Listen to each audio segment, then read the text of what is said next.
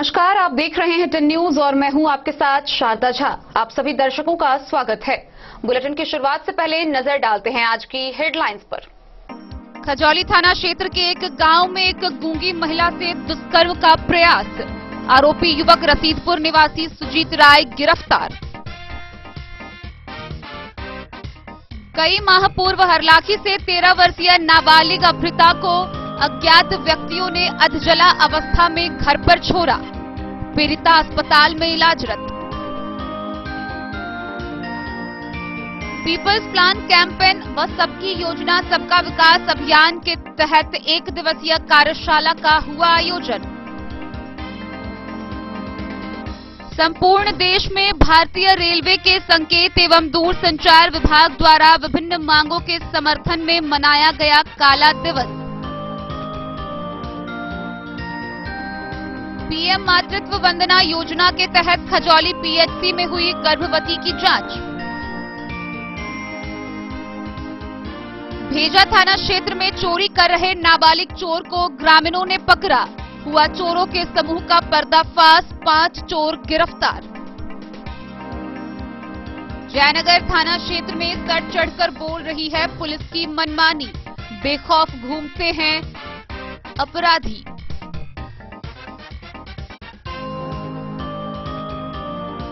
बिहार सरकार के पीएचईडी मंत्री ने की प्रेस वार्ता। बताया महत्वाकांक्षी योजना नल जल का कार्य 99% संपन्न।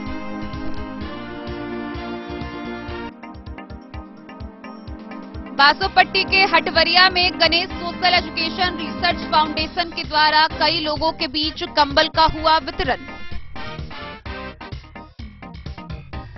संसाधनों के घोर अभाव से जूझ रहा है जयनगर अनुमंडल मुख्यालय का प्राथमिक स्वास्थ्य केंद्र।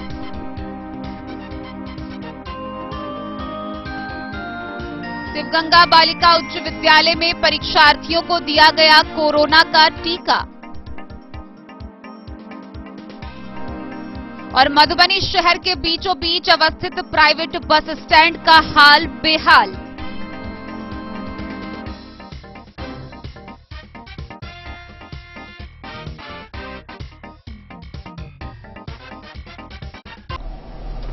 खबरें अब विस्तार से। खजौली थाना क्षेत्र से एक बड़ी खबर सामने आ रही है, जहां एक गांव में अपने घर से आधा किलोमीटर की दूरी पर लकड़ी व पत्ता चुन रही एक गूंगी यानी कि मूक महिला के साथ दुष्कर्म करने का प्रयास करने का मामला सामने आया है।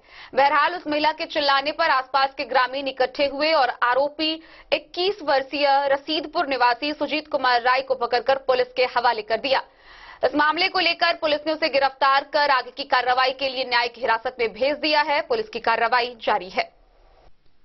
खजौली थाना क्षेत्र के एक गांव में एक गूंगी महिला के साथ दुष्कर्म का प्रयास करने का एक सनसनीखेज मामला प्रकाश में आया है।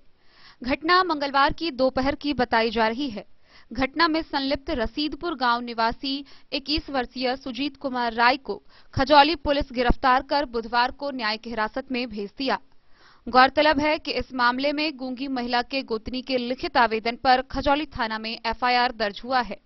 दर्ज एफआईआर के अनुसार वह मूक महिला गांव के अपने घर से करीब आधा किलोमीटर दूर एक स्थित आम के बगीचे में लकड़ी व पत्ता चुन रही थी। उसी दौरान रसीदपुर गांव का युवक 21 वर्षीय सुजीत कुमार राय पीछे से पकड़कर दुष्कर्म करने का प्रयास किया। गूंगी महिला के चिल्लाने की आवाज सुनकर आसपास लकड़ी चुन रही महिला व ग्रामीण एकजुट हुए। तब तक उसकी गोतनी भी पहुंच गई। महिला एवं पुरुषों की भीड़ ने उस युवक को अपने कब्जे में कर खजौली पुलिस को घटना की सूचना दी एवं उसे खजौली पुलिस के हवाले कर दिया। गौरतलब है कि उस मूक महिला का पति भी गूंगा यानी कि मूक ही है। थानाध्यक्ष अजीत प्रसाद सिंह ने बताया कि घटना से संबंधित आवेदन प्राप्त हुआ है। एफआईआर दर्ज कर ली गई है। मामले में गिरफ्तार आरोपी को जेल भेज दिया गया। खजौली से सुधांशु ठाकुर की रिपोर्ट। हरलाखी थाना क्षेत्र से एक सनसनीखेज खबर सामने आई है, जहां विगत कुछ माह पूर्व हरलाखी थाना क्षेत्र के एक गांव से एक नाबालिग लड़की का अपहरण किया गया था। इसके बाद उस लड़की का कोई अता पता नहीं था, लेकिन पिछले दिनों अज्ञात व्यक्तियों के द्वारा उस लड़की को अध जले हालत में घर पर छोड़ दिया गया है। इसको लेकर पीड़िता के पिता ने मधुबनी सदर अस्पताल में उसे इलाज के लिए भर्ती कराया है। पुलिस इस जांच में जुट गई है। हरलाखी थाना क्षेत्र की एक 13 वर्षीय नाबालिग लड़की का चौठचंद्र पर्व के समीप अपहरण किया गया था। गौरतलब है कि अज्ञात व्यक्तियों ने अपहृता को जले हुए अवस्था में उसके घर पर छोड़ दिया है। इस मामले को लेकर पुलिस उसकी जांच में जुट गई है। वहीं पिता ने अपनी पुत्री को इलाज के लिए मधुबनी सदर अस्पताल इमरजेंसी वार्ड में लाया, जहां उसका इलाज चल रहा है।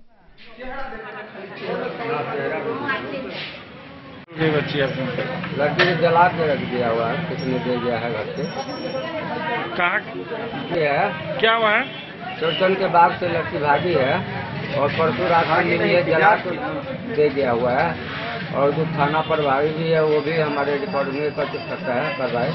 और जो चौकीदार लेकर आया था वो तो सूचना देता है ना कि ये फलाना आदमी के घर में जला या नहीं जला, वो कुछ के कहाँ से मिला नहीं मिला, अपना जान छोड़ा के भाग गया, हमको पटक के। अभी इलाज चल रहा है सदर अस्पताल में जी। हरलाखी थाना घर हुआ जी। मधुबनी से फिरोज आलम की रिपोर्ट। मधुबनी स्थित जिला विकास ग्रामीण अभिकरण मधुबनी के सभा कक्ष में जिला स्तरीय एक दिवसीय कार्यशाला का आयोजन किया गया। इस कार्यशाला में विकास अभियान के तहत वित्तीय वर्ष 2022-23 के लिए समयबद्ध अवधि में समग्र समावेशी एवं सहभागी ग्राम पंचायत विकास योजना तैयार किए जाने को लेकर विस्तार से चर्चा की गई। पीपल्स प्लान कैंपेन 2021 एवं सबकी योजना सबका विकास अभियान के तहत वित्तीय वर्ष 2022-23 के लिए समयबद्ध अवधि में समग्र समावेशी एवं सहभागी ग्राम पंचायत विकास योजना तैयार किए जाने एवं हितधारकों को पंचायत विकास की योजनाओं की अद्यतन प्रक्रिया एवं निर्देशों से अवगत कराने हेतु एक दिवसीय जिला स्तरीय कार्यशाला का आयोजन जिला ग्रामीण विकास अभिकरण मधुबनी के सभाकक्ष में आयोजित की गई, जिसका शुभारंभ मधुबनी जिला परिषद की अध्यक्ष बिंदु गुलाब यादव, मधुबनी जिला परिषद के उपाध्यक्ष संजय यादव, मधुबनी के उप विकास आयुक्त विशाल राज व मधुबनी के जिला पंचायती राज पदाधिकारी शैलेंद्र कुमार के द्वारा संयुक्त रूप से दीप प्रज्वलित कर किया गया। गौरतलब है कि एक दिवसीय उस कार्यशाला के दौरान सरकार की विभिन्न योजनाओं जैसे पंचायत विकास योजना, जीपीडीपी, बीपीडीपी, डीपीडीपी और ई ग्राम स्वराज पोर्टल के बारे में विस्तार पूर्वक जानकारी प्रदान की गई। इस दौरान डीपीडीपी का निर्माण, डीपीपीसी, एसडब्ल्यूजी, सतत विकास लक्ष्य, ग्रामीण गरीबी उन्मूलन योजना एवं जिला पंचायत से संबंधित विभिन्न योजनाओं की विस्तृत जानकारी प्रदान की गई। इसके अतिरिक्त ग्राम पंचायतों को राशि के रूप में मिलने वाले 60% टाइट एवं 40% अनटाइट ग्रांट के बारे में भी व्यापक जानकारी प्रदान की गई। कार्यशाला के संचालन में परियोजना प्रबंधक विकास कुमार मिश्र, कमलेश कुमार व शेख अब्दुल अयूब ने महत्वपूर्ण भूमिका अदा की। जिला पंचायत संसाधन केंद्र के प्रशिक्षण के रूप में गणेश साहू, रजनीश कुमार, चंद्रदेव सागर एवं राज कपूर महत्व ने विभिन्न योजनाओं की बारीकियों पर प्रकाश डाला। Bureau report, Madhubani. भारतीय रेलवे के संकेत एवं दूरसंचार विभाग के कार्यकर्ताओं ने आज पूरे देश में विभिन्न मांगों के समर्थन में काला दिवस मनाया। इस दौरान उन्होंने विभिन्न मांगों की ओर रेल प्रशासन का ध्यान आकृष्ट कराने को लेकर कई बातें रखी हैं। आइए हम आपको विस्तार से दिखाते हैं ये पूरी खबर। बुधवार को इंडियन रेलवे सिग्नल एवं दूरसंचार मेंटेनर्स यूनियन के बैनर में सिग्नल एवं दूरसंचार विभाग के कर्मचारियों ने सुबह 8 बजे से शाम 5 बजे तक मौन व्रत के साथ उपवास रखते हुए काला दिवस मनाया। यूनियन के महासचिव आलोक चंद्र प्रकाश का कहना है कि 7वें वेतन आयोग ने सिग्नल एवं दूरसंचार विभाग के कर्मचारियों के लिए रिस्क तथा हार्डशिप अलाउंस की सिफारिश की गई थी, परंतु यह कहते हुए नहीं दिया गया कि कैडर स्ट्रक्चरिंग में सिग्नल एवं दूरसंचार विभाग के कर्मचारियों को फायदा दिया जा चुका है, परंतु कैडर रीस्ट्रक्चरिंग में हजारों पोस्ट सरेंडर हो जाने से कर्मचारियों की कमी के कारण सिग्नल एवं दूरसंचार विभाग के कर्मचारियों की हालत और बदतर हो गई है। इतने महत्वपूर्ण विभाग के कर्मचारियों की इतनी बुरी हालत है कि हर साल 2 दर्जन साथियों को मेंटेनेंस या फेलियर के दौरान रन ओवर खो दिया जाता है। गौरतलब है कि 9 फरवरी को स्वर्गीय संजय शर्मा ESM कुरवाई थैला भोपाल मंडल पश्चिम मध्य रेलवे रन ओवर हो गए। संकेत एवं दूरसंचार विभाग के कर्मचारी के इस प्रकार रन ओवर हो जाने के बाद अमानवीय कृत्य किया गया, जिससे संकेत एवं दूरसंचार विभाग के कर्मचारियों का मनोबल बहुत ही कम हो चुका है। इसके अलावा 29 सितंबर 2021 को स्वर्गीय शिबू दास तकनीशियन सिग्नल गुवाहाटी के रन ओवर होने के बाद भी अब तक किसी भी प्रकार का मुआवजा भी शोकाकुल परिवार को नहीं दिया गया है। 22 नवंबर 2021 को झांसी मंडल के स्वर्गीय हेमंत कुमार JE टेलीकॉम की इंजीनियरिंग विभाग की BCM मशीन कार्य करने के दौरान रन ओवर के बाद भी ब्लॉक का काम चलता रहा और उनकी डेड बॉडी लावारिस की तरह पड़ी रही। इस घटना के ठीक दूसरे ही दिन 23 नवंबर 2021 को दिल्ली मंडल के 2 साथी स्वर्गीय कुलदीप कुमार तकनीशियन सिग्नल तथा भगत सिंह मीना सहायक सिग्नल एक साथ कार्य के दौरान ट्रेन की चपेट में आकर रन ओवर हो गए। हर साल 2 दर्जन से अधिक संकेत एवं दूरसंचार विभाग के कर्मचारी रन ओवर या ड्यूटी के दौरान दुर्घटना में मारे जाते हैं या LC गेट की मरम्मत के दौरान लोकल पब्लिक द्वारा मार दिए जाते हैं। इतना ही नहीं बल्कि बिना किसी ड्यूटी रोस्टर के या अपने कार्यावधि के बाद कभी भी जब भी सिग्नल फेलियर होता है HOAR 2005 के नियमों का उल्लंघन करते हुए कर्मचारियों को बुलाया जाता है और उनके एवज में उन्हें कोई भत्ता नहीं दिया जाता है और यदि नींद में उनसे कोई गलती हुई तो उन्हें चार्ज सीट, सस्पेंशन जैसी चीजों का सामना करना पड़ता है और तो और कई बार नौकरी से निकाला भी जा चुका है। उन्होंने इकट्ठा किए गए आंकड़ों के अनुसार संकेत एवं दूरसंचार विभाग में सबसे ज्यादा चार्ज सीट करीब 70% ESM को दी जाने की बात कही। कहा कि इतना ही नहीं बल्कि संकेत एवं दूरसंचार विभाग के कर्मचारियों की बिना ड्यूटी रोस्टर के काम करने की वजह से अनियमित जीवन प्रणाली के कारण संकेत एवं दूरसंचार विभाग के कर्मचारी हृदय रोग, मधुमेह, हाई ब्लड प्रेशर, कैंसर जैसी खतरनाक बीमारियों के ग्रास हो रहे हैं। संकेत एवं दूरसंचार कर्मचारियों पर प्रशासन द्वारा ध्यान नहीं दिए जाने की वजह से तथा कर्मचारियों की उपेक्षा की वजह से असंतोष की भावना बढ़ रही है। संकेत एवं दूरसंचार विभाग के कर्मचारियों की इतनी कड़ी मेहनत के बावजूद भी संकेत एवं दूरसंचार विभाग के कर्मचारियों को रिस्क अलाउंस तथा नाइट ड्यूटी फेलियर गैंग की स्थापना नहीं की जा रही है। इसलिए विभिन्न मांगों की ओर रेल प्रशासन का ध्यान लाने के लिए तथा संकेत एवं दूरसंचार विभाग के कर्मचारियों को रिस्क अलाउंस दिए जाने तथा नाइट ड्यूटी फेलियर गैंग की स्थापना के मांग के समर्थन में संपूर्ण भारतीय रेलवे के संकेत एवं दूरसंचार विभाग में काला दिवस के रूप में मनाया गया। इस दौरान पूरे दिन सुबह 8 बजे से शाम 5 बजे तक ड्यूटी के दौरान कर्मियों ने उपवास रखते हुए मौन व्रत किया। ब्यूरो खजौली प्रखंड के प्राथमिक स्वास्थ्य केंद्र में PM मातृत्व वंदना योजना के तहत स्वास्थ्य कैंप का आयोजन किया गया। इस दौरान गर्भवती महिलाओं को पोषण युक्त आहार लेने की सलाह दी गई व गर्भवती महिलाओं की विभिन्न प्रकार की जांच की गई। PM मातृत्व वंदना योजना अंतर्गत प्रत्येक माह के 9 तारीख को PHC में गर्भवती महिलाओं की स्वास्थ्य जांच को शिविर लगाया जाता है, जिसमें प्रखंड के गर्भवती महिला आकर अपने स्वास्थ्य की जांच कराती है। जांच टीम में मौजूद GNM कुमारी शबनम, मीना प्रभात, सीता सुमन, सुशीला, चिकित्सक एवं LT श्याम सुंदर साहू के द्वारा गर्भवती महिलाओं की वजन, haemoglobin, BP, blood sugar, HIV, urine सहित अन्य आवश्यक जांच की गई। प्रसूताओं को गर्भावस्था के दौरान प्रोटीन एवं वसा युक्त भोजन करने की सलाह दी गई। दूध, अंडा, मछली, फल, हरा साग सब्जी सहित पोषण युक्त भोजन लेने को कहा गया ताकि जच्चा एवं बच्चा दोनों स्वस्थ रह सके। वहीं परिवार नियोजन से संबंधित परामर्श भी दिया गया। मौके पर PHC प्रभारी चिकित्सक डॉक्टर कुमार अमन, पूर्व प्रभारी चिकित्सक doctor Jyotindra Narayan, doctor Jitendra Kumar Paswan, doctor Shahid Kumar, LT Shyam Sundar Kumar, health manager Prabhat Kumar, BMC Kalicharan Jha, BME Rajesh Kumar मौजूद रहे। खजौली से सुधांशु ठाकुर की रिपोर्ट।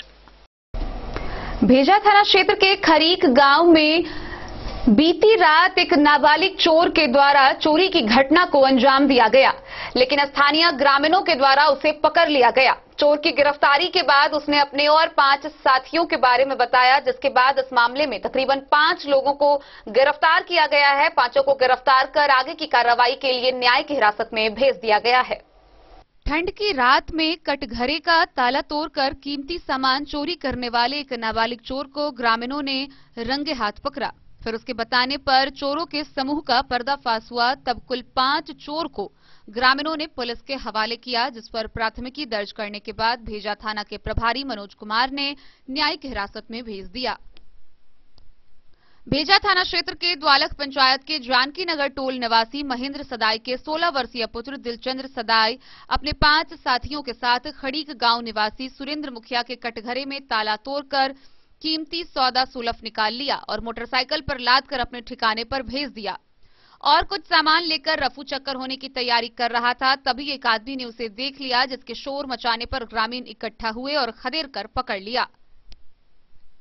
सुबह होने पर जब उससे गहन पूछताछ की गई, तब उसने सभी भेद का खुलासा किया, जिसके बाद राजा मुखिया, अजय सदाई, बिरजू सदाई, मोहम्मद अकबर सभी जानकी नगर निवासी को ग्रामीणों ने पकड़ा और पुलिस के हवाले कर दिया। इन सभी पर प्राथमिकी दर्ज करने के बाद पुलिस ने न्यायिक हिरासत में भेज दिया।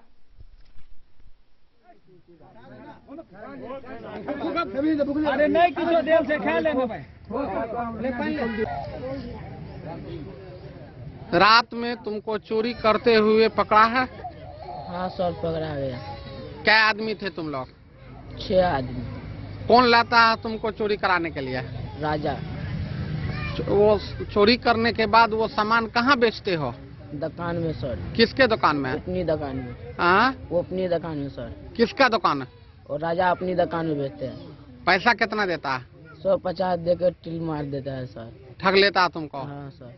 चोरी कराने के लिए वही लाता है तुमको? हाँ सर। कितने दिनों से तुम लोग चोरी करते हो? 1 महीना सर। हम कहाँ कहाँ चोरी करते हो? किए हो? खरीक।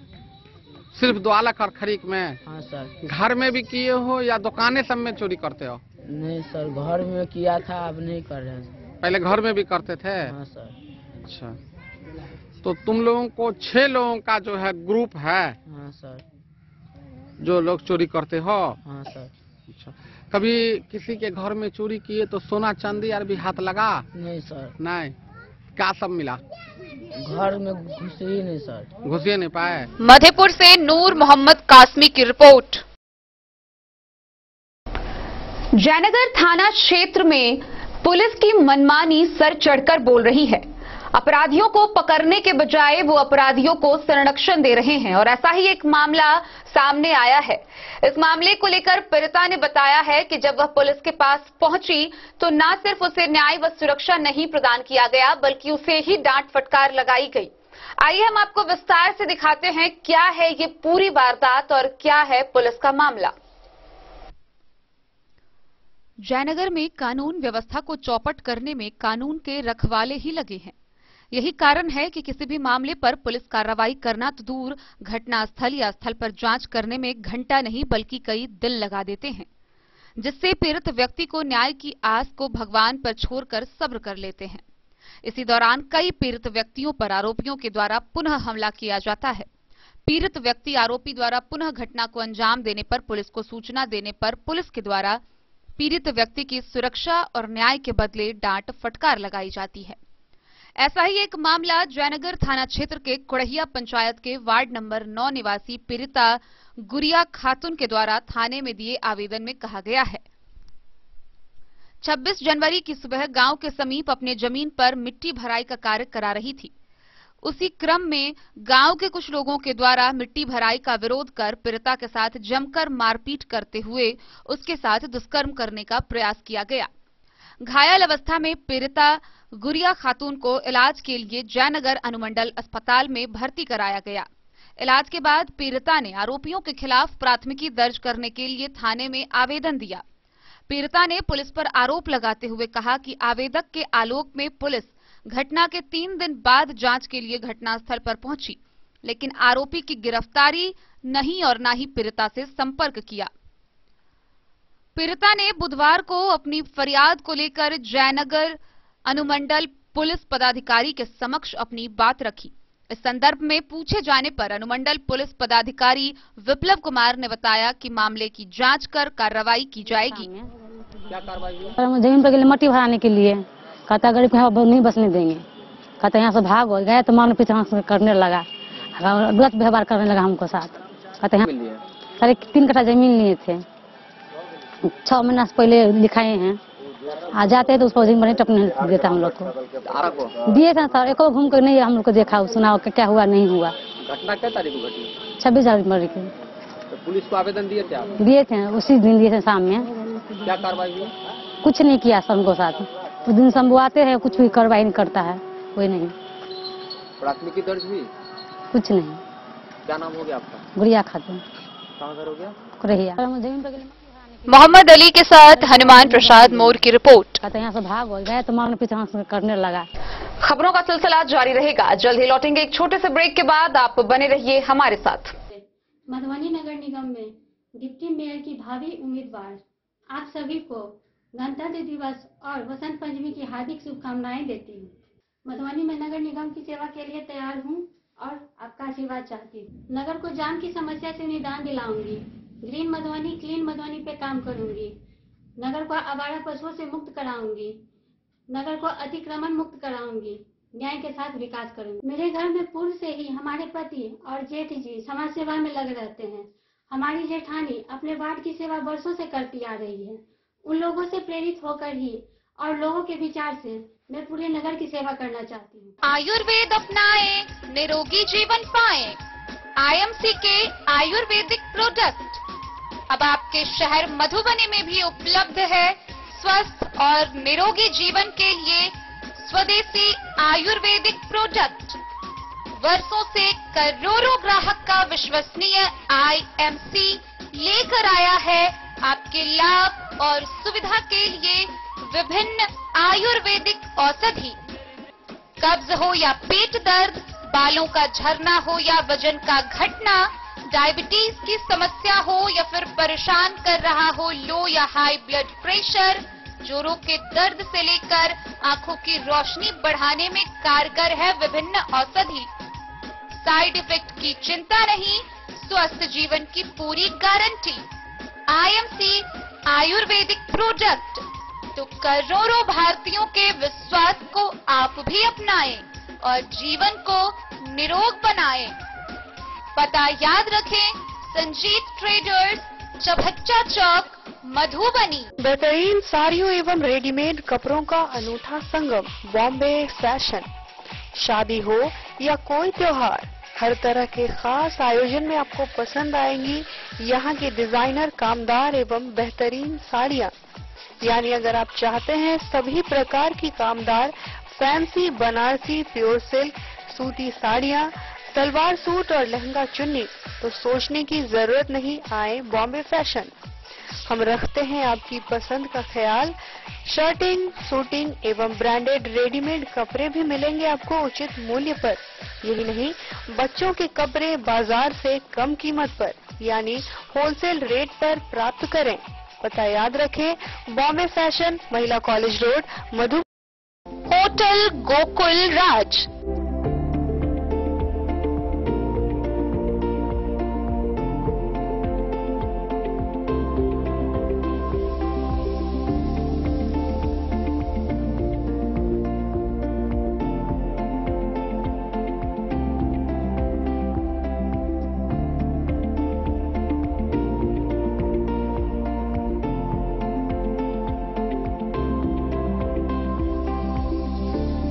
शहर के भीड़ भाड़ से दूर, शांति और सुकून से भरे वातावरण में मधुबनी शहर के लहरियागंज वार्ड नंबर 1 में पूरे मिथिलांचल क्षेत्र का सबसे भव्य होटल, होटल गोकुल राज।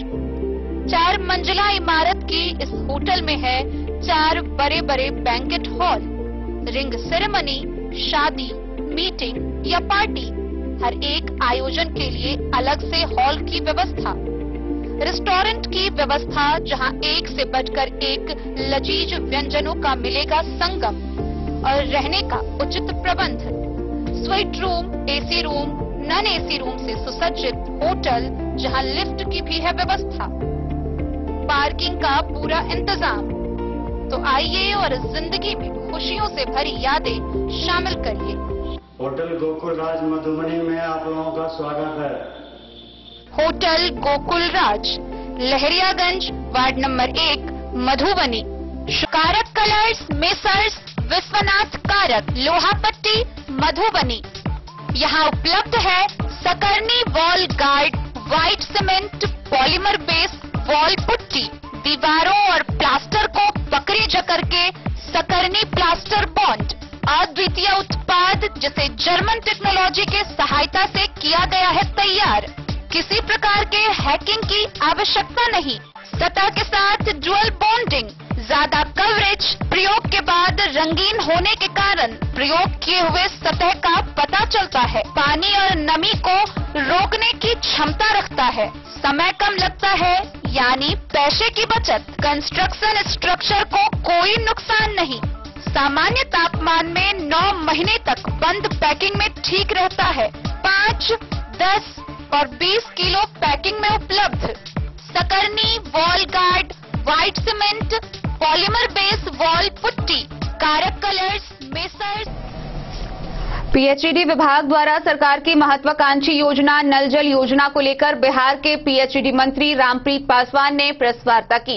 इस दौरान उन्होंने कहा कि महत्वाकांक्षी योजना नल जल का 99% कार्य पूरा कर लिया जा चुका है और जो 1% कार्य बाकी है वह इस फरवरी माह में पूरा कर लिया जाएगा। बिहार सरकार के पीएचईडी मंत्री ने प्रेस को संबोधित करते हुए जानकारी दी कि पीएचईडी विभाग द्वारा सरकार की महत्वाकांक्षी योजना नल जल का कार्य 99% तैयार हो गया है। एक कार्य जो जल नल का बाकी है वह फरवरी माह में पूरा कर लिया जाएगा। सरकार की महत्वाकांक्षी योजना का लाभ हर परिवार को मिले, इसके लिए सरकार वचनबद्ध है। पीएचईडी विभाग से जहां कहीं भी नल जल योजना चल रहा है वो करीब 99% पूरा हो चुका है। कहीं कहीं लोगों के घर में ये कनेक्शन नहीं लगा है। हम लोग इस काम को कर रहे हैं और जिसकी संख्या मात्र 1% रह गई है, जो हम आपको ये इस फरवरी माह तक उसको पूरा। मधुबनी से फिरोज आलम की रिपोर्ट। बासोपट्टी प्रखंड के हटवरिया गांव स्थित ब्रह्मस्थान परिसर में Ganesh social education research foundation के तत्वाधान में डॉक्टर शंभुनाथ झा ने गरीब व असहायों के बीच कंबल का वितरण किया। इस दौरान कोविड प्रोटोकॉल का पूरी तरह पालन किया गया। साथ ही लोगों के बीच कंबल के साथ साथ मास्क व सैनिटाइजर भी बांटे गए। बासोपट्टी प्रखंड क्षेत्र के सिरियापुर पंचायत के गांव हटवरिया ब्रह्मस्थान परिसर में Ganesh social education research foundation के तत्वाधान में डॉक्टर शंभुनाथ झा ने गरीब और असहायों के बीच कोरोना गाइडलाइन का पालन करते हुए कंबल, मास्क एवं सैनिटाइजर का वितरण किया। मुख्य अतिथि स्थानीय पंचायत समिति सदस्य नरेश ठाकुर, उप सरपंच अवधेश झा, वार्ड सदस्य अवनीश झा भी शामिल रहे। इस कार्यक्रम की अध्यक्षता डॉक्टर शंभुनाथ झा एवं मंच संचालन विशाल भारती उर्फ मिट्ठू झा ने किया। कंबल वितरण कार्यक्रम का उद्घाटन करते हुए डॉक्टर शंभुनाथ झा ने कहा कि Ganesh social education research foundation का मुख्य उद्देश्य ग्राम योजना स्वावलंबी बनाकर आगे बढ़ाना, प्राण वायु रक्षा करना, प्रत्येक मनुष्य को एक वृक्ष अपनों के लिए लगाना, जल संचय कर उसे उपयोग में लाना, घर से ही बच्चों को पढ़ाना, महिलाओं को सशक्त एवं आत्मनिर्भर बनाना एवं समाज के हर एक तबके को कोरोना की सही एवं पूरी जानकारी देना है। उन्होंने बताया कि समाज के सभी उच्च वर्गों को निचले पायदान के लोगों के लिए हमेशा मदद के लिए आगे आना चाहिए। उन्होंने कहा कि समाज में समरसता, स्वच्छता लाकर समाज के हर वर्ग को स्वावलंबी बनाना चाहिए। पंचायत समिति सदस्य नरेश ठाकुर ने कहा कि यह कार्यक्रम कोविड-19 कोरोना गाइडलाइन का पालन करते हुए किया गया है।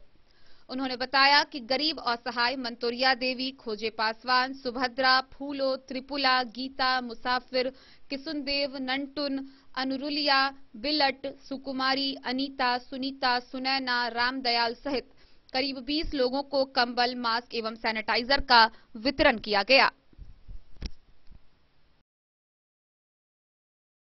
बासोपट्टी से रोशन ठाकुर की रिपोर्ट। जयनगर अनुमंडल मुख्यालय का प्राथमिक स्वास्थ्य केंद्र एक तो वर्षों से बंद पड़ा था।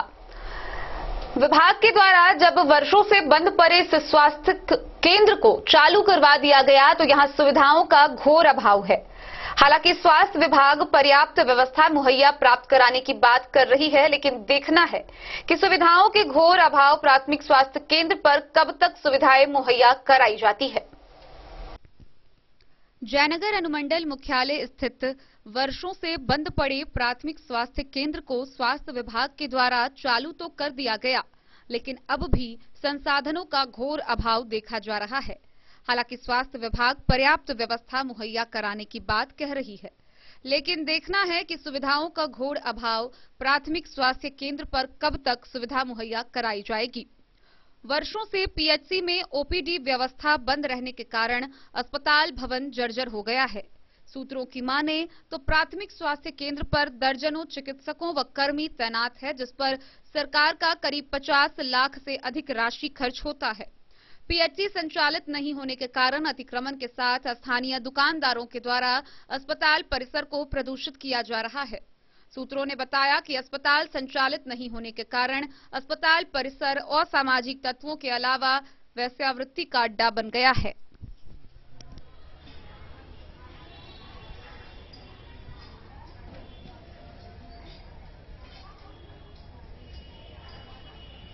तीन डॉक्टर को किया गया है, प्रतिनियुक्त किया गया है और वो तीनों डॉक्टर साहब अभी ओपीडी वहाँ चलाते हैं, संचालित करते हैं। क्या दवा की व्यवस्था होगा? हाँ, दवा की व्यवस्था है। एएनएम और हाँ, एएनएम में एक को दिया गया है, अभी एक एएनएम को दिया गया है। अन्य सुविधा टीकाकरण जैसे हो गया और भी वैक्सीन वगैरह की व्यवस्था वहाँ पे डिलीवरी पॉइंट एसडीएच पे है, तो यही हमारा वैक्सीनेशन आरआई का होता है। और आप और लोगों का रिक्वेस्ट है कि वहाँ भी पीएससी पे जो अर्बन एरिया के लोग हैं वो पीएससी पर भी आ जाए, ताकि कुछ लोग रिक्वेस्ट है उन लोगों का कि सुविधा हो जाए। तो सोच रहे हैं हम लोग कि वहाँ भी करवा दें।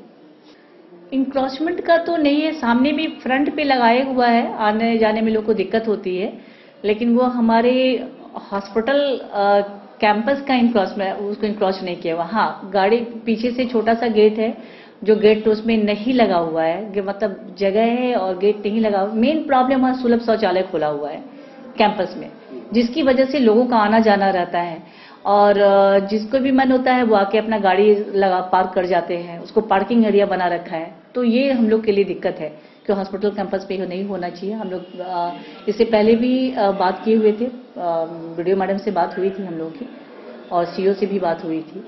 तो देखते हैं कि हम लोग जितना जल्दी हो उसको हम लोग करवाते हैं। मोहम्मद अली के साथ हनुमान प्रसाद मोर की रिपोर्ट।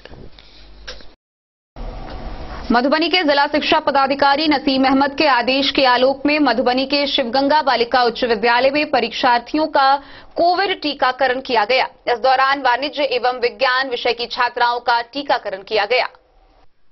इंटरमीडिएट की विज्ञान विषय परीक्षा समाप्ति के पश्चात परीक्षा केंद्र शिवगंगा बालिका उच्च विद्यालय में जिला शिक्षा पदाधिकारी नसीम अहमद के आदेश के आलोक में स्वास्थ्य विभाग की मदद से 15 से 18 वर्ष की छात्राओं का कोविड-19 का टीकाकरण करवाया गया।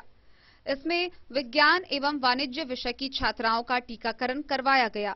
शिवगंगा बालिका उच्च विद्यालय के प्राचार्य अब्दुस समी ने सभी छात्राओं को सूचित किया कि जिसने प्रथम डोज नहीं लिया है वह वैक्सीन ले ले और जिनका 28 दिनों की अवधि पूर्ण हो गई है वह द्वितीय डोज टीकाकरण करवा ले। इसमें स्कूल की शिक्षिका डॉक्टर मीनाक्षी कुमारी ने अपनी अहम भूमिका निभाई और सभी परीक्षार्थी के साथ रहकर उन्हें टीकाकरण करवाया। विद्यालय के प्राचार्य व शिक्षकों ने इसमें काफी सहयोग किया और इस तरह से विद्यालय में टीकाकरण का कार्य काफी सफलतापूर्वक संपन्न हुआ। मधुबनी से फिरोज आलम की रिपोर्ट। बिस्फी प्रखंड के नाहस खंगरैटा में गुरुदेव उचित नारायण यादव जन्मोत्सव सह स्मृति समारोह सप्ताह का आयोजन का शुभारंभ हुआ। इसका उद्घाटन मधुबनी मेडिकल कॉलेज के डायरेक्टर डॉक्टर आसिफ अहमद ने फीता काटकर किया। गुरुदेव उचित नारायण यादव जन्मोत्सव सह स्मृति समारोह सप्ताह का आयोजन बुधवार को बिस्फी प्रखंड क्षेत्र के +2 उच्च विद्यालय नाहस खंगरैटा के समीप शुरुआत की गई। जिसका उद्घाटन मेडिकल कॉलेज मधुबनी के डायरेक्टर डॉक्टर आसिफ अहमद ने फीता काटकर की। वहीं गुरुदेव उचित नारायण यादव की प्रतिमा सह स्मारक एवं पुस्तकालय सह वाचनालय का अनावरण किया। कार्यक्रम की अध्यक्षता कल्याण भारती ने की, जबकि कार्यक्रम संचालन शिक्षक संघ के अध्यक्ष दिनेश यादव ने किया। स्वागत गान वैष्णवी जागरण ग्रुप की गायिका चांद किरण इंद्र कुमार द्वारा की गई। आगत अतिथियों को संचालन समिति के द्वारा भव्य स्वागत किया गया। कार्यक्रम के दौरान महाकवि इंजीनियर रामेश्वर ठाकुर द्वारा रचित गुरुवर एक धरोहर पुस्तक का लोकार्पण हुआ। यह कार्यक्रम 15 फरवरी तक आयोजित की जाएगी। इस मौके पर उचित नारायण यादव की प्रतिमा पर उपस्थित लोगों ने माल्यार्पण कर श्रद्धांजलि दी। मौके पर वक्ताओं ने उनके कृतित्व व्यक्तित्व की भूरी भूरी प्रशंसा कर लोगों को इससे सीख लेने की सलाह दी। डॉक्टर आसिफ अहमद ने कहा कि गुरुवर उचित बाबू 29 वर्षों तक शिक्षण का कार्य नाहस में किए। वे सेवानिवृत्ति के बाद भी उसी स्थानों पर रखकर निःशुल्क अध्यापन एवं अन्य सामाजिक कार्यों में सक्रियता, विचारात्मक प्रतिबद्धता, कबीर मंत्र एवं कम्युनिस्ट विचारधारा के थे। यह भारतीय कम्युनिस्ट पार्टी के आजीवन सदस्य रहे। डॉक्टर सुरेंद्र प्रसाद सुमन, पूर्णेंदु कुमार, शिवशंकर राय, डॉक्टर विजय चंद्र घोष, पत्रकार जीवन झा सहित कई लोगों ने उनकी कई कृतियों, ऐतिहासिक कार्यों की विस्तार से चर्चा कर लोगों को अवगत कराया। यह कार्यक्रम खंगराठा भगवती नाहस चंदवाना चौक के परिसर में किया जाएगा। मौके पर प्रोफेसर मुनीश्वर यादव, रविंद्रनाथ शर्मा, पूर्व जिला पार्षद अजीत नाथ यादव, राजद अध्यक्ष जय जय राम यादव, शत्रुघ्न प्रसाद सिन्हा, अमित कुमार यादव, राधेश्याम यादव सहित कई लोग उपस्थित थे। बिस्फी से सत्यनारायण यादव की रिपोर्ट। खबरों का सिलसिला जारी रहेगा। जल्द ही लौटेंगे एक छोटे से ब्रेक के बाद। आप बने रहिए हमारे साथ।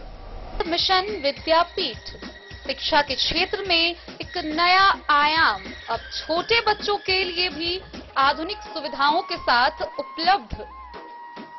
विवेकानंद मिशन विद्यापीठ जूनियर, जहां क्लास प्री नर्सरी से 5th स्टैंडर्ड तक के बच्चों का एडमिशन प्रारंभ है। अगर आप भी चाहते हैं अपने बच्चों का शिक्षा के क्षेत्र में बेहतर विकास, तो विवेकानंद मिशन विद्यापीठ जूनियर है आपके लिए तैयार। 2.5 से 10 वर्षों के बच्चों के लिए आपको मिलेगा आधुनिक सुविधाओं के साथ एक बेहतर शिक्षा का माहौल। सीबीएसई बेस्ड करिकुलम सिलेबस के साथ साथ स्टूडेंट्स होंगे art and craft, game and sports और कल्चरल एक्टिविटीज में अव्वल। इंग्लिश मीडियम के माहौल के बीच स्टूडेंट्स बनेंगे स्मार्ट, जहां किताबी ज्ञान के साथ साथ हर क्षेत्र में स्टूडेंट्स होंगे अवेयर। हॉबीज और इंटरेस्ट को मिलेगी प्राथमिकता। तो आइए और अपने बच्चों के बेहतर भविष्य के लिए आज ही नामांकन करवाइए। विवेकानंद मिशन विद्यापीठ जूनियर। हमारा पता है सिरहुत कॉलोनी, नगर परिषद, main road, ward number 21, Madhubani. कपड़ों की दुनिया का चमकता सितारा झाड़ीलाल। शादी ब्याह हो या तीज त्योहार, हर मौके के लिए हमारे पास है खास किस्म की साड़ियाँ। जरदोजी कामदार साड़ियों से लेकर डिजाइनर साड़ियों की एक से बढ़कर एक वैरायटीज। हर कलर व पैटर्न की साड़ियों का खजाना झाड़ीलाल। इतना ही नहीं, अच्छी क्वालिटी व नामी कंपनियों के शर्ट पैंट के कपड़े भी हमारे यहाँ उपलब्ध हैं। कुर्ता पैजामा का कपड़ा हो या शर्ट पैंट का कपड़ा या फिर डिजाइनर सलवार सूट की हो डिमांड, हम करते हैं पूरी आपकी हर मांग। अगर आप अपनी पर्सनैलिटी में लगाना चाहते हैं चार चांद, तो एक बार सेवा का मौका अवश्य दें। झाड़ीलाल। हमारा पता है बड़ा बाजार एवं महिला कॉलेज रोड, मधुबनी। इस महापर्व के मौके पर महादेव शाह अमरनाथ प्रसाद ज्वेलर्स लेकर आया है आप सभी ग्राहकों के लिए सुनहरा अवसर। तो बम्पर डिस्काउंट ऑफर का लाभ उठाएं। 30% तक की छूट के साथ गोल्ड ज्वेलरी बनवाएं। वहीं डायमंड ज्वेलरी की बनवाई पर 50% तक की भयंकर छूट पाए। महादेव शाह अमरनाथ प्रसाद ज्वेलर्स, यहाँ पन्ना, पुखराज, नीलम, गोमेद, मूंगा, ग्रह रत्न उपलब्ध हैं। 916 ब्रांडेड स्वर्ण आभूषण एवं नक्षत्र डायमंड ज्वेलरी पर 100% वापसी की सुविधा। तो इस महापर्व के मौके पर इस सुनहरा अवसर का लाभ उठाएं।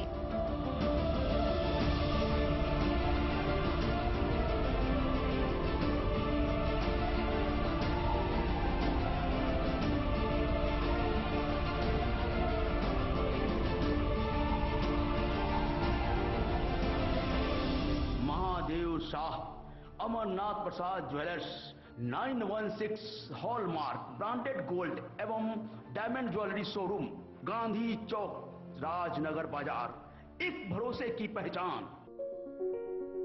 Test book presents test book pass for all government job aspirants.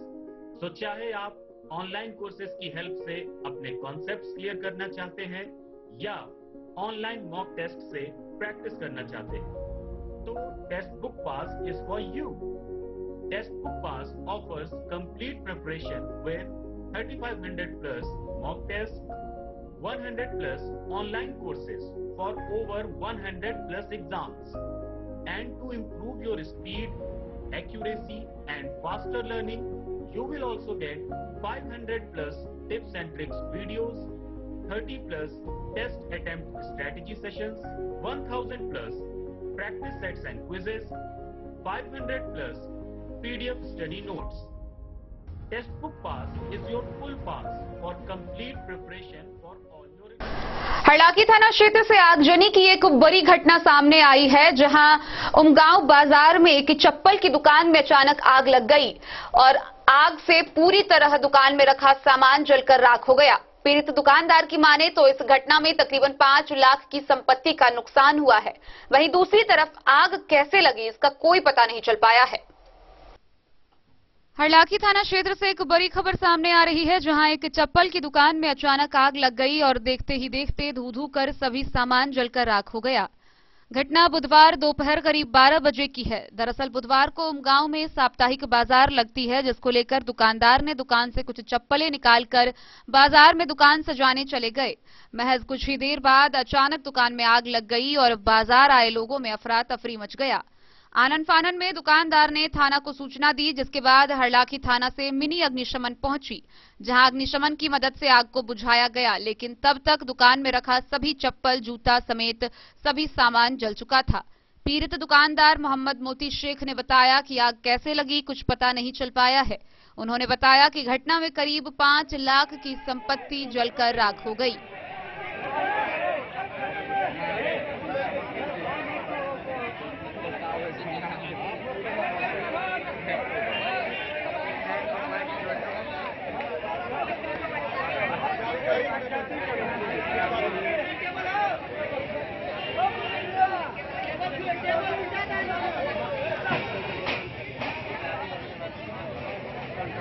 आग कैसे लगी सर? अभी थोड़ा सा माल निकाल के ले गया, बाहर आया है तो देखता क्या लगा हुआ। कारण पता चला आग कैसे लगी? अब कैसे आग लगा पता नहीं। सुबह में कितने बजे दुकान खुले? अभी तुरंत आधा घंटा पहले। इसके बाद कहाँ गए थे आप जब आग लगी? माल लेकर के थोड़ा सा यहाँ निकालने के लिए। तब आग लगी जी। कितने का नुकसान हुआ करीब? 5-6 लाख रुपए। आपका परिचय? ये आपका नाम क्या है? मोहम्मद मोती। मोहम्मद मोती। घर कहाँ है? बासोपट्टी। थाना? ये थाना बासोपट्टी।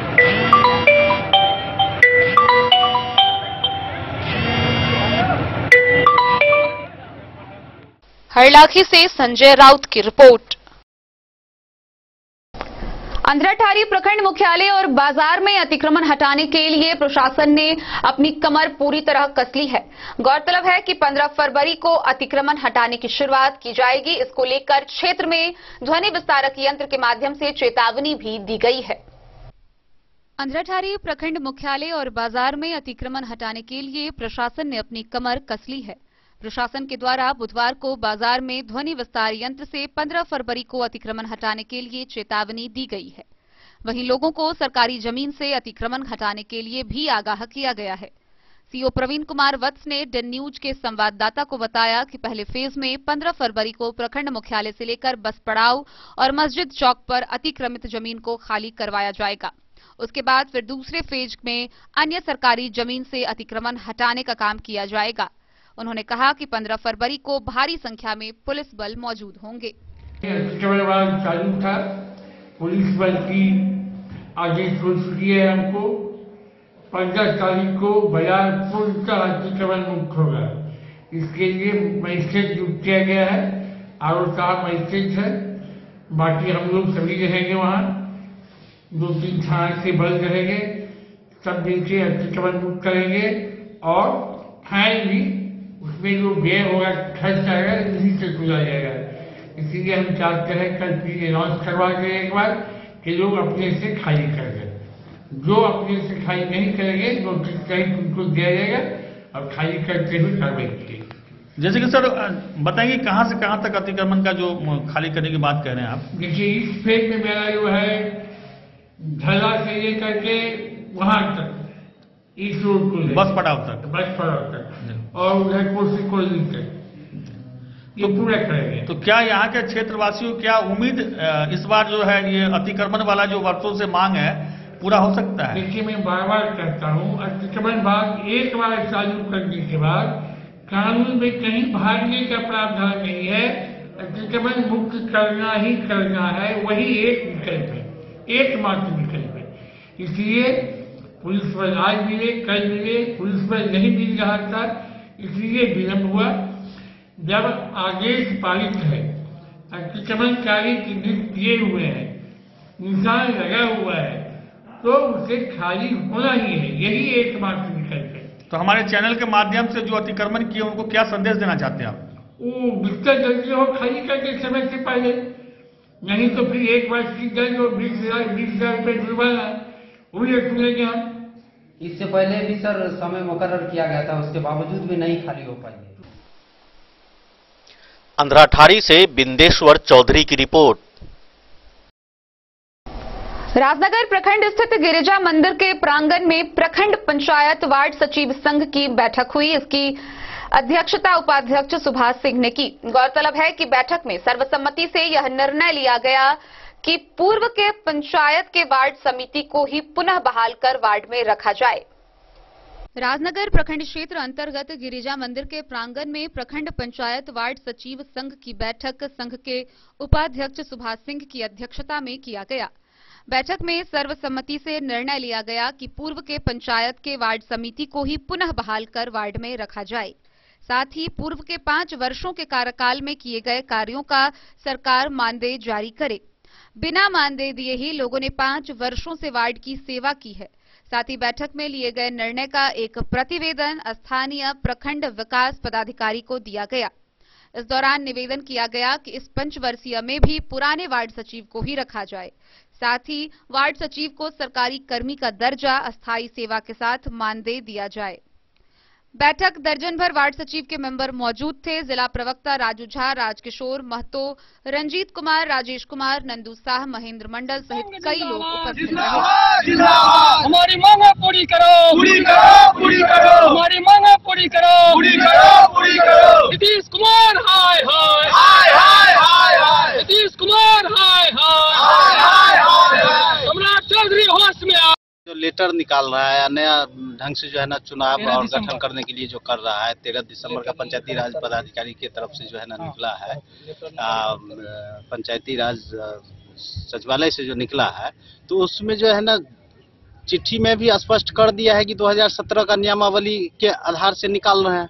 लेकिन उस गजट जो 2017 के नियमावली में तो जो है ना वार्ड सचिव का भी जो है ना पदेन सदस्य जो है ना लिखा हुआ है साफ साफ, तो फिर हटाने का सवाल कहाँ से आ रहा है? आप लोग यही चाह रहे हैं कि हम लोग पहले थे, अभी भी रहेंगे? अभी भी रहेंगे, पदेन सदस्य भी घोषित किया हुआ है, वैसे भी रहेंगे और कार्य भी अच्छा किए हैं। हम लोगों को कार्य करने में कार्य का जो मेहनत था वो भी चाहिए। परेशानी हुआ, उस सब को भी परेशानी उठाते हुए हर जगह हर सिस्टम को अच्छे ढंग से लागू करते हुए हम लोग ने शहर जमीन पर जो है ना योजना को धरातल पर लगा दिया। कोरोना काल में भी जो है ना हम लोगों को चिट्ठी निकाल दिया कार्य करने के लिए, कार्य किए, जो कि 1 रुपया तक का जो है ना अभी तक जो है ना मानदेय या तो कोई भत्ता के रूप में नहीं दिया गया। क्या नाम हो गया आपका? रामचरित्र सिंह। आज बैठक की है, उसका मुख्य उद्देश्य क्या है? आज के बैठक का हमारा मुख्य उद्देश्य है कि हमारा हाई कोर्ट में केस चल रहा है बहुत दिनों से। आज हम लोगों का सुनवाई भी है, सुनवाई चल रही है अभी। किसको लेकर जो है केस चल रहा है आपका? हम लोगों का केस चल, हमारी 3 मांगे हैं। पहला मांग है कि हम लोगों को अस्थायी किया जाए। दूसरा मांग है कि हम लोगों को सरकारी कर्मी का दर्जा दिया जाए। तीसरा मांग है कि सम्मानजनक मानदेय दिया जाए, बकाया मानदेय, 4 साल का बकाया मानदेय दिया जाए। ये 3 मांगे हैं। हम लोग बहुत दिनों से लगातार सरकार के संपर्क में हैं और सरकार से हम लोग। राजनगर से सुजीत गुप्ता की report.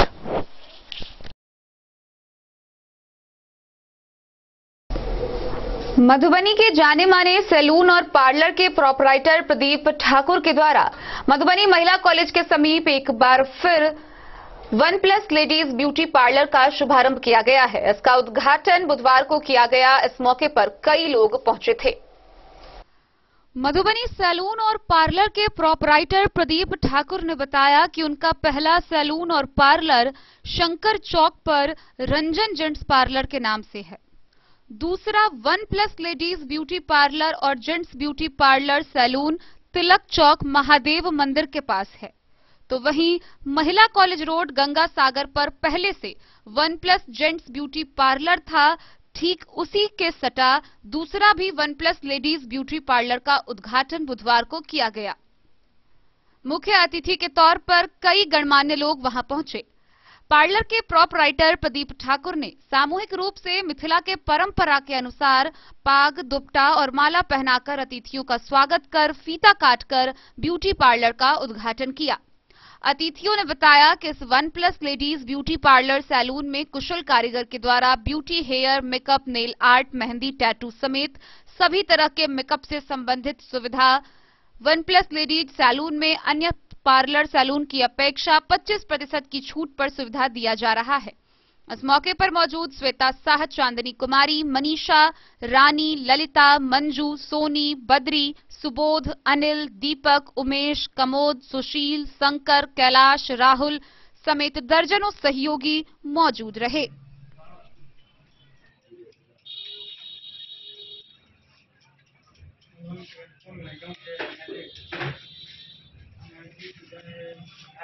One plus ladies beauty parlour में क्या सुविधा है, जानकारी दीजिए। 1+ लेडीज ब्यूटी पार्लर में आधुनिकता का ब्यूटी का हर एक सुविधा दिया जाएगा और यहाँ सेफ्टी का भी ध्यान रखा जाएगा। अभी कोरोना का सीजन चल रहा है, उसमें सावधानी बरत के फिर हम सर्विस देंगे। मेरा काम है सबको अच्छा सर्विस देना, सब खुश होकर जाए। हम लोग की नाम मैनेजमेंट हमारी श्रद्धा मैम है, बट जो भी करेंगे वही जो ब्यूटी वर्क है यहाँ पे बेस्ट से बेस्ट दी जाएंगे। यहाँ पे सर्विस जो भी है।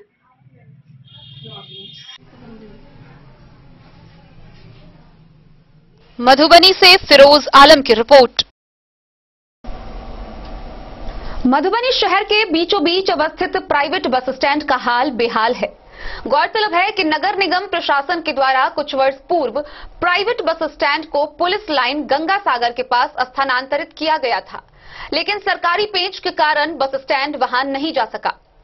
सबसे बड़ी बात यह है कि मौजूदा बिहार सरकार की पथ परिवहन मंत्री शीला मंडल का गृह जिला मधुबनी ही है, लेकिन सरकार एवं प्रशासनिक अधिकारियों के उदासीन रवैया के कारण मधुबनी प्राइवेट बस स्टैंड का हाल बेहाल है। गौरतलब है कि इस समय मधुबनी नगर निगम के चुनाव को लेकर शहर में सरगर्मी तेज है, लेकिन बुनियादी सुविधाओं से जूझ रहे बस स्टैंड की ओर ना तो किसी का ध्यान है और ना ही इसे सही करने को लेकर कोई पहल की जा रही है। मुद्दे की बात की यह विशेष कवरेज को लेकर आज डे न्यूज की टीम प्राइवेट बस स्टैंड का जायजा लिया और स्थानीय लोगों से बातचीत की। आइए आपको विस्तार से दिखाते हैं कि इस दौरान स्थानीय लोगों ने क्या कुछ बातें साझा की। नमस्कार, डेन न्यूज के खास पेशकश मुद्दे की बात में आपका स्वागत है। और आज हम खड़े हैं मधुबनी के प्राइवेट बस स्टैंड में। यहाँ से राजधानी के लिए भी बस खुलती है और दिल्ली के लिए भी बस खुलती है। सबसे हैरत अंगेज बात यह है, और ये इसको आप दुर्भाग्य कहेंगे, कि इसी जिला की परिवहन मंत्री हैं शीला मंडल जी, लेकिन जिले का दुर्भाग्य देखिए कि यहाँ घुटने भर पानी है इस बस स्टैंड में। जो बाहर से, जिले भर से जो यात्री यहाँ आते हैं पटना जाने के लिए, या मुजफ्फरपुर या दरभंगा जाने के लिए, या दिल्ली और कोलकाता जाने के लिए जो यहाँ से बसें खुलती है, इस बस स्टैंड की दुर्दशा आप देखेंगे। यहाँ आप 2 मिनट नहीं ठहर सकते हैं। हमारे साथ बात करने के लिए यहाँ मौजूद हैं बिहार मोटर ट्रांसपोर्ट एसोसिएशन के अध्यक्ष हैं मुन्ना ठाकुर जी। हम मुन्ना ठाकुर जी से भी बात करेंगे, चूँकि लंबे समय से बस एसोसिएशन के ये मधुबनी के अध्यक्ष हैं और लगातार ये जिला परिवहन माफ कीजिएगा परिवहन मंत्री से भी मिले हैं। इसी फुलपरास से वो विधायक हैं और सबसे हैवी मंत्री हैं, बिहार सरकार के मंत्रिमंडल में सबसे हैवी मंत्री हैं। कई बार मधुबनी नगर निगम के द्वारा इस बस स्टैंड को यहाँ से गंगा सागर ट्रांसफर करने की बात हुई, नारियल तक फोड़ा गया, वहाँ बोर्ड भी लगा, लेकिन आखिर क्या वजह हुई जो बस स्टैंड गंगा सागर से, इस गंगा सागर से जो बीचों बीच है मधुबनी शहर के, और जिसको कोतवाली चौक के आगे गंगा सागर जाना था पुलिस लाइन के पास, वहाँ आखिर बस क्यों नहीं गई? आखिर इसकी क्या वजह थी, क्या कारण थे, कहाँ चूक हुई? चूँकि उसका एग्रीमेंट भी हो चुका था जमीन मालिक के साथ। इन तमाम मुद्दों पर हम बात करेंगे बस एसोसिएशन, जो बिहार मोटर ट्रांसपोर्ट एसोसिएशन के अध्यक्ष है मुन्ना ठाकुर, उनसे आखिर क्या वजह है जो बस स्टैंड की इतनी दुर्दशा है। तमाम तरह की सुविधाओं के नाम पर यात्रियों से पैसा लिया जाता है। यहाँ जो अगर महिला यात्री आ जाए उसके लिए शौच की व्यवस्था नहीं है, शौच की व्यवस्था तो छोड़िए, पैदल चलने की व्यवस्था नहीं। क्या वजह है? सबसे बड़ी बात है कि प्रशासनिक इच्छा शक्ति की कमी है, मुझे लगता है। क्योंकि अगर प्रशासन चाहे तो जब चाहे जहां चाहे वहां बस पड़ाव जाने के ले जा सकते हैं वो लोग, लेकिन हमें लगता है कि उन लोगों की आपसी इच्छा शक्ति की कमी है, जिसके लिए इस तरह का नारकीय स्थिति में यहाँ का मधुबनी का बस पड़ाव है। मधुबनी में समझिए आप कहाँ से लोग आते हैं, राजधानी, मुजफ्फरपुर शहर के, मधुबनी शहर से बविभिन्न जगह पे लोग जाते हैं, और यहाँ आने के बाद वो इस स्थिति में आते हैं कि बस से नीचे उतरने लायक यहाँ जगह नहीं मिलती उनको।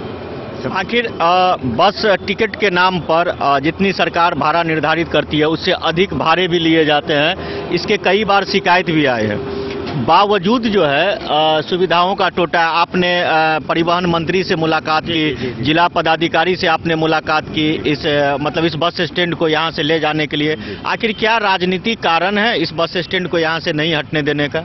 राजनीतिक कारण इस स्थिति में मुझे कुछ नजर नहीं आता है। मैंने पहले भी कहा है कि अधिकारियों की इच्छा शक्ति की कमी है, क्योंकि मैंने लिख के भी दिया हुआ है। खुद परिवहन मंत्री जब पहली बार मंत्री बन के आए थे हमारे मधुबनी जिला, तो उनसे मैंने आग्रह किया था लिखित रूप से, जाके एक शिष्टमंडल के साथ जाके उनसे कहा था।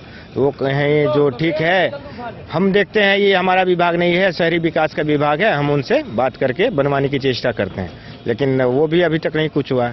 कलेक्टर साहब से भी मिला, प्रत्येक रोड सेफ्टी की मीटिंग में हम इस मुद्दे को उठाते हैं। सब बार कहा जाता है कि ठीक है, जगह देखा गया है, जगह देख लिया गया है। एक बार तो जगह क्या, नारियल फोड़ दिया गया था पुलिस लाइन के समीप, लेकिन वहाँ पे कुछ व्यवस्था नाम की कोई चीज़ नहीं थी। वहाँ पे नारियल फोड़ दिए, बोले कि 31 दिसंबर से वहाँ पे 15 जनवरी से गाड़ियों का परिचालन होगा, जिसका विरोध हुआ। विरोध होने के फलस्वरूप आज तक वहाँ से कुछ हुआ नहीं। जिनका निजी ज़मीन था वो अपनी ज़मीन में, जो उनका निजी ज़मीन था वो अपना कुछ किए, लेकिन बस पड़ाव के नाम पर मधुबनी के अधिकारियों को ही हम दोषी ठहराते हैं। वो नहीं चाहते हैं कि यहाँ शहर से कहीं बाहर जाए। इसके लिए कितनी बार शहर के प्रबुद्ध नागरिकों द्वारा भी आवाज़ उठाया गया, लेकिन उस दिशा में कोई ठोस कदम नहीं उठाया गया अभी तक। नहीं, जो इच्छा शक्ति की आप बात कहें, जिस समय बस स्टैंड यहाँ से वहाँ ले जाने का, गंगा सागर पुलिस लाइन के पास ले जाने की बात हुई, उस समय तो बस एसोसिएशन की तरफ से भी विरोध हुआ था। बिल्कुल हुआ। क्यों विरोध हुआ? विरोध इस मामले में हुआ था कि वहाँ ना तो कुछ ही तरह की व्यवस्था थी, ना तो यात्री शेड था, ना पानी की व्यवस्था, ना शौचालय की व्यवस्था, किसी तरह की व्यवस्था नहीं। इवन वहाँ गाड़ी लगाने का जगह भी सही से नहीं था। मान लीजिए खेत में जाके गाड़ी लगाएगा, गाड़ी फंस रहा है, टूट रहा है, कोई सुविधा नहीं है वहाँ पे, और वहाँ गाड़ी ले जाके परिचालन करने में असुविधा थी हम लोगों को। इसका विरोध हमने कहा था कि आपको ले चलना है, हम चलने के लिए तैयार हैं। पहले वहाँ मूलभूत सुविधाएं जो है बस पड़ाव की, उसको आप बनाइए, उस आधारभूत संरचना को आप वहाँ सुदृढ़ कीजिए, उसके बाद हमें जहाँ ले चलना है हम चलने के लिए तैयार हैं, परिचालन में कोई दिक्कत नहीं आएगी। लेकिन उस पर वो लोग पीछे आ गए। और नगर परिषद के द्वारा कहा यह भी जा रहा था, या जैसा सुनने में आया, आपको भी जानकारी होगी, कि जिस जगह पर बस स्टैंड जाना था उस बस स्टैंड का एग्रीमेंट हुआ बाजाबता, उसको उसका महीना भी शायद भरा जा रहा है, रेंट फिक्सेशन हुआ था, कुछ उनको एडवांस हुआ था। तो आखिर ऐसा क्या हुआ जो ये तमाम मामले फंसे वहाँ? उसमें मुझे जहाँ तक लगता है कि कुछ अधिकारियों और जमीन मालिक उनके बीच में जो कुछ था तालमेल सही से नहीं बैठ पाया, क्योंकि जमीन मालिक तो पहले तैयार थे, सब कुछ हो गया था, सुनने में आया कि एग्रीमेंट हो गया, वहाँ बस पड़ाव का बोर्ड भी लग गया, सब कुछ हो गया, लेकिन उसके बाद फिर पता चला कि नहीं, वहाँ की तालमेल गड़बड़ा गया है, इसलिए वहाँ बस पड़ाव नहीं जाएगा, जहाँ है वहीं से चलेगी। और यहाँ की स्थिति ऐसी है कि यहाँ बस चलने लायक है नहीं, सारी गाड़ियाँ रोड पे खड़ी रहती हैं। अभी इंटर का परीक्षा आ रहा है, मैट्रिक का परीक्षा आ रहा है, इतनी दुर्दशा है शहर की कि एक आदमी को एक साइड से दूसरे साइड जाने में घंटों का बीत जाता है, जाम की ये स्थिति है, लेकिन उस दिशा में किसी का कोई कारगर कदम नहीं है। किसको जिम्मेदार मानते हैं आप? प्रशासन को, 100% प्रशासन इसकी जवाबदेही लेगी। अब तो लगातार प्रशासनिक अधिकारियों के टच में है, बावजूद काम क्यों नहीं हो रहा? नहीं हो रहा है, वो पहले के हैं, इच्छा शक्ति की कमी है। यहाँ पे लोग नौकरी करने आते हैं, नौकरी किए, नौकरी करके चले गए, बाद वाले पदाधिकारी आएंगे, वो आप बाकी का काम देखेंगे। क्या आपको नहीं लग रहा है कि स्थानीय विधायक, स्थानीय सांसद या मौजूदा नगर निगम के जो अभी या प्रशासक हैं, स्वयं जिला पदाधिकारी है, चेयरमैन का पावर सीज है, नहीं लग रहा कि जो स्थानीय लोग जो अभी मेयर या उप मेयर बनने के लिए लगातार पोस्टरबाजी, शहर में राजनीतिक माहौल बनाया जा रहा है, क्या ये एक बहुत बड़ी समस्या आपको नहीं लग रही है, जो जिस पर लोगों का फोकस नहीं है? जी, इसको नजरअंदाज करके चल रहे हैं लोग। मेन फोकस यहाँ किसी भी शहर को विकसित या विकासशील करने के लिए परिवहन सबसे जरूरी चीज है। बिल्कुल। आप अगर परिवहन को लेके आप शहर से 2 किलोमीटर दूर भी चले जाएंगे तो धीरे धीरे वो शहर बस जाएगा वहां तक, और आवाजाही में जहां सुविधा होगी वहीं पे आगे 4 आदमी गांव से आएंगे, यहाँ पे शहर में व्यवसाय बढ़ेगा, यहाँ के पदाधिकारी लोग हैं वो लोग भी अगर आएंगे यहाँ देखेंगे। लेकिन इस दिशा में किसी का, ना तो किसी पदाधिकारियों का कोई ध्यान आकर्षण है, ना ही यहाँ के किसी भी राजनेता का, ना ही स्थानीय निकाय चुनाव होने वाला है। ये एक बहुत जरूरी मुद्दा बनने वाला है, अगर चाहे कोई प्रत्याशी तो इसे मुद्दा बना सकते हैं, लेकिन इस पे किसी का ध्यान नहीं है। आपको नहीं लग रहा है कि ये दरभंगा महाराज का जगह है, अगर मान लीजिए अगर महाराज इस जगह को कहीं हस्तांतरित कर देती है तो फिर तो बड़ा प्रॉब्लम होगा? बहुत इसके लिए भी हमने बात किया हुआ था प्रशासन से, जो हम लोग निजी जमीन पे, दरभंगा महाराज के जमीन पे पूर्व साइड से जो कुछ जमीन बचा हुआ है 10 कट्ठा या 14 कट्ठा, उसमें हम लोग बस पड़ाव का संचालन कर रहे हैं। इसलिए मुझे कहीं भी सही से जगह दिया जाए जिससे कि हमारी बस संचालन सही से हो सके, उस दिशा में भी हमने लिख के दिया हुआ है, लेकिन आज तक कुछ नहीं हुआ। अभी जो है ये तो एक साइड आपको सरकारी बस स्टैंड है, दूसरे पार्ट में प्राइवेट बस स्टैंड है। प्राइवेट बस स्टैंड या यूं कहे सरकारी बस स्टैंड, कह सकते हैं, दोनों की दुर्दशा एक समान है। जी। अगर महिलाएं यहाँ उतर जाए तो हम अपने सहयोगी सोनू को कहेंगे दिखाने के लिए कि अगर महिलाएं यहाँ उतर जाए तो शायद बस से उतरने के बाद वो यहाँ नहीं आ सकती है। और प्रशासनिक जो अधिकारी जब अपने कार्यालय या आवास से निकलते हैं तो बाजाब्ता हूटर बजता है, जो कानूनी तौर पर वो हूटर बजाना भी सही नहीं है, किनको बजाना है किनको नहीं ये भी हम आप लोगों को बताएंगे। आप तो हूटर बजा करके निकल लेते हैं, आपके साथ तमाम सुरक्षा अमला रहता है, लेकिन आम नागरिकों के जो सुरक्षा का सवाल है या जो बुनियादी सुविधाएं हैं वो बुनियादी सुविधाओं से नदारत है। कुछ लोग हैं जो बस कर्मी हैं जो लगातार यहाँ दिन रात रहते हैं, आंधी हो या पानी, उनसे भी हम बात करेंगे। क्या स्थिति है? बहुत प्रॉब्लम है भैया, यहाँ के रहने वाले हैं? यहाँ मधुबनी के लोकल ही रहने वाले हैं। यहाँ सबसे ज्यादा प्रॉब्लम है स्टाफ को, देखिए जो बाहर से गाड़ी आती है, नहीं उसको पानी का सुविधा है, नहीं शौचालय का सुविधा है। अब तो लगता है जेसीबी लगाना पड़ेगा बस निकालने के लिए। बहुत प्रॉब्लम है, गाड़ी फंस जाती है भैया। यहाँ टोकन हम लोगों को लग रहा है, समझिए जो फ्री में टोकन लग रहा है। टोकन कौन लेता है? टोकन इसका लगता है ना, कितना टोकन लगता है? 30 टका टोकन लगता है गाड़ी का। 30 टका। 30 टका कौन लेता है? यहाँ लेने वाले हैं जो, हाँ दरभंगा महाराज के केयर टेकर है, जो 30 टका पर बस टोकन वसूला जाता है। अच्छा। लेकिन सुविधा नाम की तो कोई चीज नहीं है यहाँ। यहाँ एक गिलास पानी पीने का इच्छा होगा सवारी को तो मिनरल वाटर खरीदना होगा। शौचालय के लिए कहाँ जाएगी, बस सबका दोगली खोजती रहती है, इतना प्रॉब्लम यहाँ होता है। महिलाओं का सबसे ज्यादा दिक्कत है, और उसके साथ साथ स्टाफ को तो और दिक्कत है। स्टाफ तो समझिए जो यहाँ आना नहीं पसंद करता है मधुबनी जिला में, इस स्टैंड की ऐसी दुर्दशा है। बस दिल्ली के लिए खुल रही है लेकिन सुविधा कुछ नहीं है, कुछ नहीं है। कलकत्ता के लिए खुलती है, कोई सुविधा नहीं है, कोई सुविधा नहीं है। एक और है ये चाचा, ये भी अभी बस संचालन को देखते हैं। यहाँ बड़ी बड़ी कंपनियां हैं जो बिहार में, शाही तिरुपति हो, जय माता दी हो, या जो भी बड़ी कंपनियां हैं बिहार में, हाई लेवल की बस कंपनियां हैं, उनकी भी यहाँ से सैकड़ों बस चलती है। इस जो अभी मौजूदा जो और जिले में आप जाते हैं बस स्टैंड की स्थिति बहुत अच्छी बात है ना। बाहर जब देखिए ना आप तो आपका टीवी बता रहा है ना, बिहार में कोई विकास नहीं हुआ है, कुछ नहीं। ये मधुबनी में खास के आपके सामने में देखिए बस फंसा हुआ है, बिल्कुल फंसा हुआ है। हम लोग कैसे जाता हूँ, पैर हमारा कंडम है, फिर भी जाके देखिए पानी के अंदर जाना पड़ता है। ये मिस्त्री लोग हैं, गाड़ी बनाने के लिए अंदर नहीं घुसते हैं। बहुत खराब हालत है और ये आज से नहीं है, बहुत समय से है इस विकास के तरफ। तो क्या बोल सकते हैं। शाही तिरुपति के बस संचालक हैं, अभी बस लेकर के यहाँ आए हैं। हम कहेंगे सोनू को दिखाने के लिए। चालक हैं ये, और यहाँ से गुजरने के लिए इनको जेसीबी की जरूरत पड़ेगी जब यहाँ से बस निकलना होगा। आप जब पटना से चलते हैं तो मुजफ्फरपुर में भी बस स्टैंड है, दरभंगा में भी बस स्टैंड है। पूरे बिहार में सर जितने भी बस स्टैंड है ना, पूरे बिहार की मैं बात कर रहा हूँ, ये तो मधुबनी है, पूरे बिहार में कहीं कोई व्यवस्था नहीं है। जो आप बताइए मधुबनी सर आंखों में है, सर आपके सामने ना है, प्रत्यक्ष देख रहे हैं जो व्यवस्था है। सो कहने के लिए ये है वो है, बस ये सरकार में पूरे बिहार में कहीं कोई व्यवस्था नहीं है। सरकार की हम बात कर रहे हैं, मधुबनी जिला की क्या बात कर रहे हैं, पूरे बिहार की बात कर रहे हैं। पूरा बिहार का बस स्टैंड, पूरे जितना भी बस स्टैंड पूरे बिहार में कहीं भी कोई व्यवस्था नहीं है। कहने के लिए पेपर में निकलता है ये फ्लैट बनेगा, ये अपार्टमेंट बनेगा, ये सुविधा रहेगा, लेकिन ये सरकार में कोई व्यवस्था नहीं। ये सरकार फेक सरकार है, फेक व्यवस्था है। कुछ यात्री भी हैं जो अभी इस वक्त शाही बस पकड़ने के लिए आए हैं। क्या मेरा नाम कमलेश कुमार है जी। मैं कुटौना के रहने वाले हैं। अभी यात्रा करने आए, परिपेपर था ना हम लोग को, तो बस से आए हैं। तो हम लोग मतलब शौचालय करना होता है तो खुलेआम करना पड़ता है, या तो कहीं शौचालय में जाते हैं फिर हाँ सामने बाहर देखो कितना गंद फैला रखे है। हमें बिहार सरकार का मधुबनी के डीएम से या एसपी से यही अनुरोध है कि कृपया सफाई रखें मधुबनी को। मधुबनी के सफाई पर एक बहुत बड़ा सवाल है, चूंकि नगर निगम के प्रशासक जिला पदाधिकारी स्वयं है, लेकिन हालात जो है जस के तस है। आप सोच सकते हैं कि इस गंदगी में यहाँ से आपको सरकारी बस स्टैंड शुरू होता है।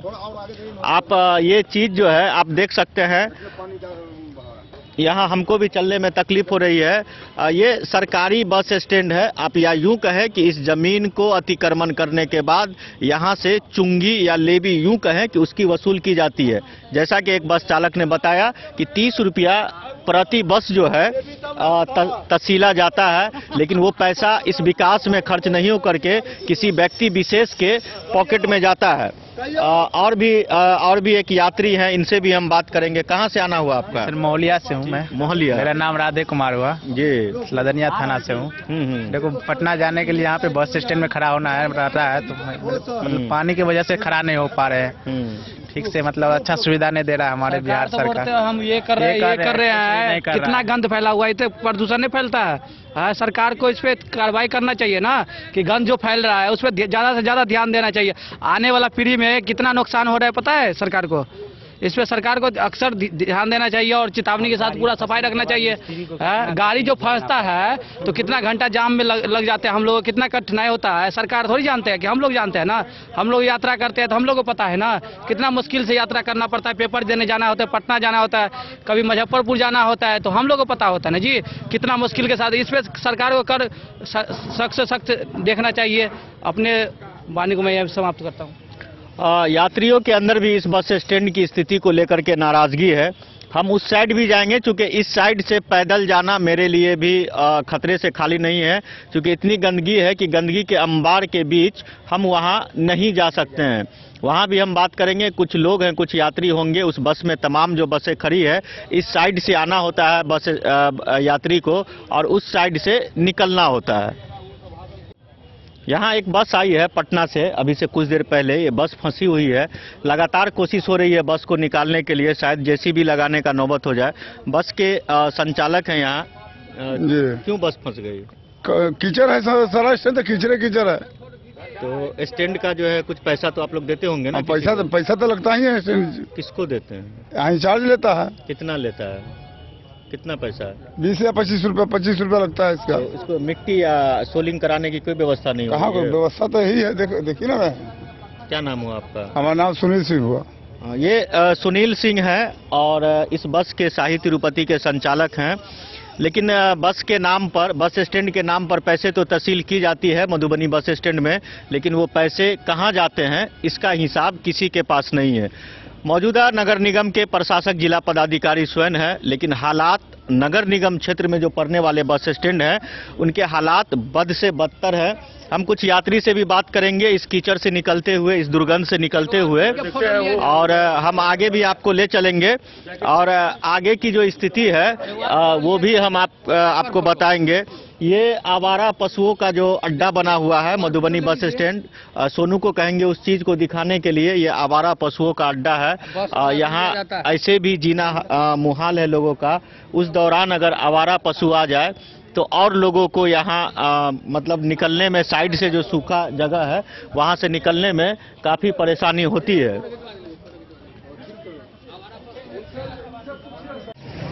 मधुबनी बस स्टैंड का ये निकास द्वार है। यहाँ से बस जो है दरभंगा, पटना, दिल्ली और कोलकाता के लिए खुलती है। यहाँ कुछ यात्री हैं। मधुबनी बस स्टैंड में क्या सुविधाएं हैं, इन सुविधाओं को लेकर के भी इन यात्रियों से बात करेंगे। कहाँ से आ रहे हैं आप? हम तो ये मधुबनी में ही रहते हैं। कहाँ जा रहे हैं? कलवाई जाना है। क्या स्थिति है बस स्टैंड की? वो तो आप देख ही रहे क्या स्थिति है। जोर से बोलिए। वही मतलब पूरा एकदम कचरा हुआ पड़ा है बस स्टैंड यहाँ पे, और बहुत दिक्कत होता है यहाँ से जाने आ जाने में। तमाम तरह की जो सुविधाएं होनी चाहिए एक बस स्टैंड में, उस बस स्टैंड में उस तरह की सुविधाएं नहीं है। ट्रैफिक पुलिस के नाम पर एक होम गार्ड को यहाँ लगाया गया है जो यहाँ से ट्रैफिक को नियंत्रित करते हैं, लेकिन शायद भीड़ अधिक हो जाने के कारण कभी कभी इनको भी नहीं होता, क्योंकि ये माल गोदाम रोड है और इस सड़क पर कीचड़ के कारण इस सड़क पर तमाम बसेस जो हैं, तमाम बसों को सड़क के दोनों किनारे लगाया जाता है, जिस कारण बाहर से जो आने वाली गाड़ियां हैं उसको भी यहाँ से अगर वो आ जाती है बड़ी गाड़ियां तो जाम होने के कारण लोगों को दिक्कत होती है। सोनू कुमार मंडल के साथ Akhlaq Siddiqui, den news, Madhubani. Bureau report, Madhubani. तो आज के इस बुलेटिन में फिलहाल इतना ही। कल फिर हाजिर होंगे नए खबरों के साथ। तब तक दीजिए पूरी टीम को इजाजत और मधुबनी की हर छोटी बड़ी खबरों के लिए देखते रहिए डेन न्यूज। नमस्कार।